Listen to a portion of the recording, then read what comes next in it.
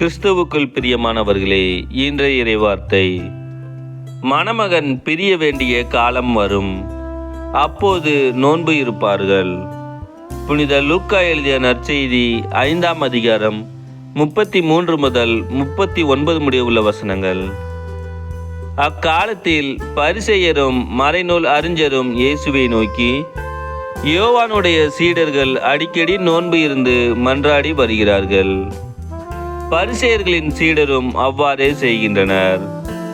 உம்முடைய சீடரோ உண்பதும் குடிப்பதுமாக இருக்கின்றனரே என்றார்கள்.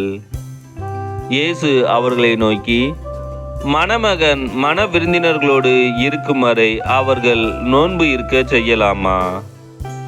ஆனால் மணமகன் அவர்களை விட்டு பிரிய வேண்டிய காலம் வரும், அப்போது அவர்களும் நோன்பு இருப்பார்கள் என்றார்.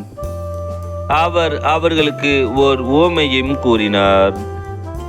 எவரும் புதிய ஆடையிலிருந்து ஒரு துண்டை கிழித்து அதை பழைய ஆடையோடு ஒட்டு போடுவதில்லை.